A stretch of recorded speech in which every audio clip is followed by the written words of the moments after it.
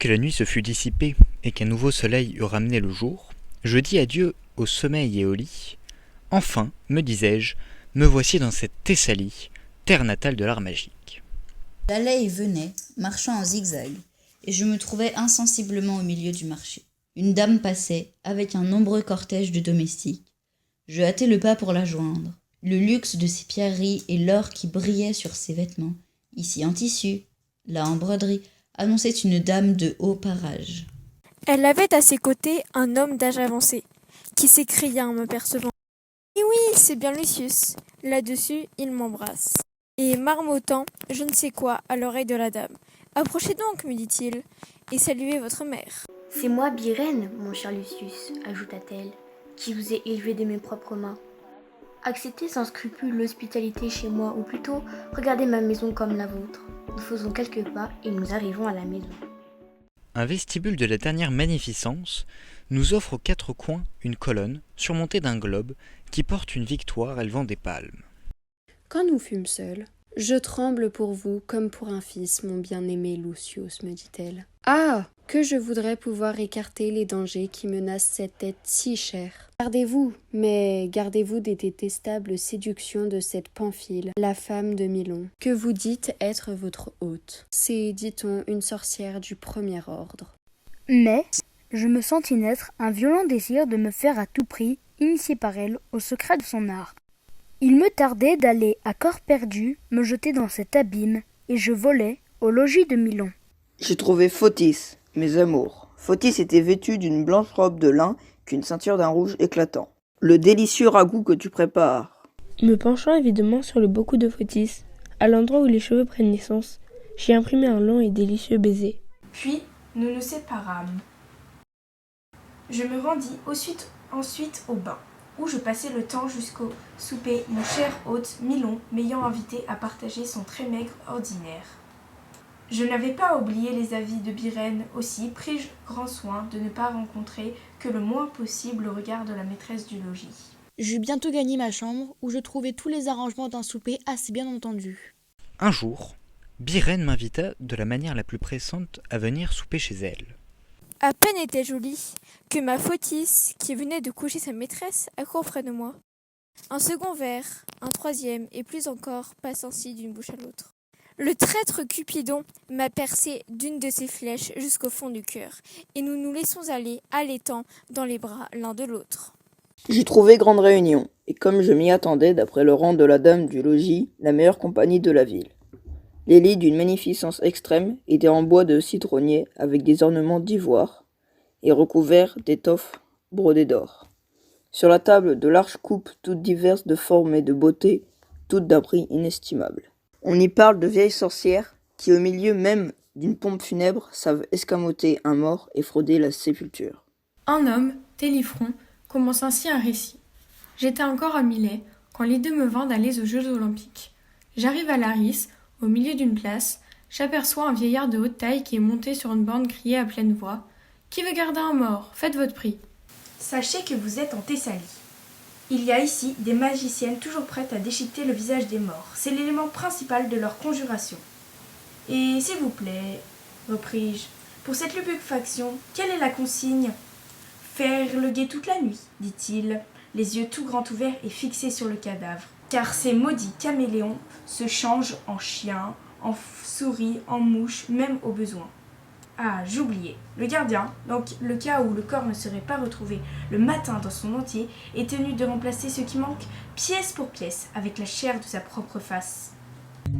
Ainsi renseigné, je vais droit au crieur et lui dis « Ménagez vos poumons, voici le gardien tout trouvé.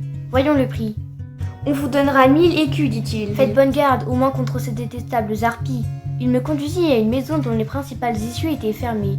Nous entrons par une petite porte de derrière. Et j'arrive à un appartement dont tous les jours interceptés excluaient la lumière dehors, et où pourtant je parvins à apercevoir une femme éplorée et un deuil des pieds à la tête.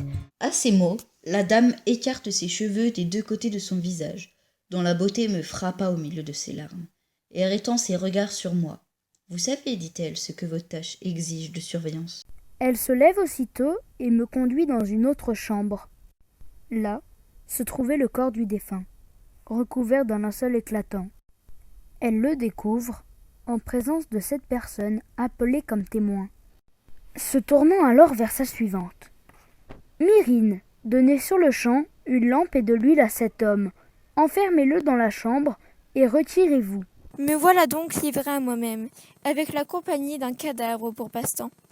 De temps à autre, je fredonne une chanson pour me donner du cœur au ventre. Ma frayeur croissait avec les ténèbres. Je m'éveille en sursaut, et, dans le dernier effroi, je cours au cadavre. J'en approche la lumière. Bientôt l'épouse infortunée, suivie des témoins de la veille, entre brusquement. Et tous les amis de la veuve éclatent en exécration, et fondent en masse sur moi, se faisant arme de tout, et je me vois impitoyablement jeté hors du logis. Pendant que, sur une place voisine, je cherchais à reprendre mes esprits. Je convins que je n'avais pas encore été rossé comme je le méritais. Tout à coup, un vieillard accourt. Il étend précipitamment les 2 mains sur le lit funèbre, désigne la veuve et dit « Citoyens, vengez le meurtre d'un de vos frères.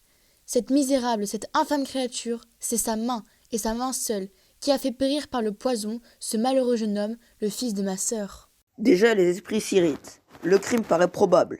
On y croit. Des pierres, un bûcher, s'écrie-t-on de toutes parts. Elle, le visage baigné de pleurs et simulant de son mieux l'horreur d'un tel attentat, prenait tous les dieux à témoin de son innocence. « Eh bien, dit le vieillard, il y a ici un Égyptien nommé Atlas, prophète du premier ordre. Dès longtemps, il s'est engagé avec moi à évoquer temporairement une âme du fond des enfers, et à lui faire animer de nouveau le corps qu'elle aurait quitté. » Il dit, et fit avancer au milieu de l'assemblée un jeune homme couvert d'une robe de lin, et lui adressa ces paroles. « Ô pontife, c'est afin que justice soit rendue aux morts que nous demandons pour lui ce retour d'un moment à l'existence. » Cette allocution eut son effet sur le prophète. Il appliqua 3 fois une certaine herbe sur la bouche du défunt, puis une autre herbe autant de fois sur sa poitrine. Se tournant alors vers l'horizon, il adressa une prière au soleil qui s'élevait majestueusement. Je me mêle à la foule et, montant sur une borne, derrière le lit funèbre, je regardais de tous mes yeux. Un léger soulèvement se manifeste vers la poitrine du mort. Son pouls recommence à battre, ses poumons enjoués. Le cadavre se met sur son séant, la voix du jeune homme se fait entendre. « J'avais déjà bu l'eau du l'été, dit-il, et presque franchi les marais du Styx. Pourquoi me rengager dans les tristes devoirs de cette vie éphémère? Cessez de grâce et me rendez à mon repos. » Ainsi parla le cadavre. Mais le prophète lui dit d'un ton impératif « Il faut tout révéler !» Le mort, poussant alors un profond gémissement, se tourne vers le peuple et dit « La femme que j'avais épousée a causé mon trépas. J'ai péri par le poison. » À cette accusation, l'épouse oppose un sacrilège démenti. La foule s'agite. Mais bientôt, le défunt, poussant un nouveau et plus profond soupir, dit « Je vais, dit-il, je vais prouver jusqu'à l'évidence que je n'ai dit que la vérité. » Pendant que ce fidèle surveillant faisait si bonne garde auprès de mon corps, des sorcières qui avaient jeté le dévolu sur ma dépouille ont vainement cherché sous diverses formes à mettre sa vigilance en défaut.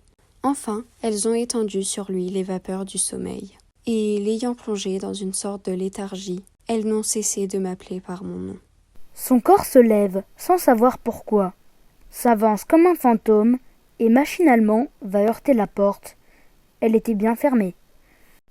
Mais il s'y trouvait une ouverture, au travers de laquelle on lui coupa successivement d'abord le nez, puis les oreilles.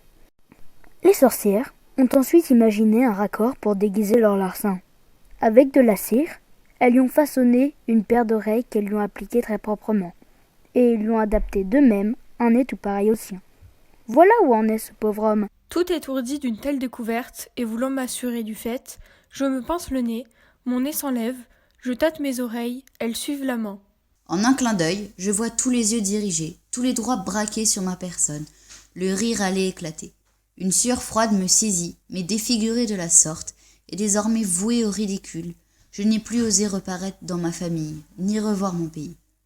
Avec mes cheveux que je rabats sur les côtés, je suis parvenue à cacher la place de mes oreilles, et ce morceau de linge que je me suis collé au visage dissimule assez bien l'accident de mon nez.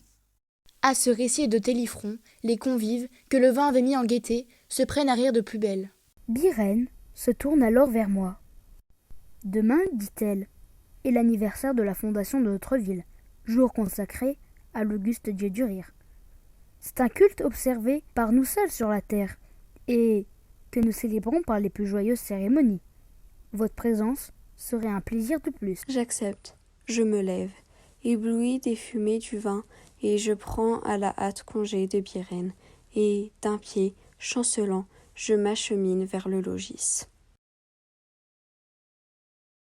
Harassés de fatigue, nous pûmes nous rendre au logis, quand 3 gros et vigoureux gaillards se lancent avec force contre notre porte. Nous les prîmes, moi surtout, pour des brigands. Vite, je saisis sous mon manteau mon épée, et je m'élance au milieu de ces bandits. À mesure qu'il m'en tombe un sous la main, je lui plonge mon épée jusqu'à la garde, et je les étends l'un après l'autre à mes pieds, criblés de coups et rendant l'arme par de larges blessures. Après cet exploit, je gagnai promptement mon lit, et ne tardai pas à m'endormir.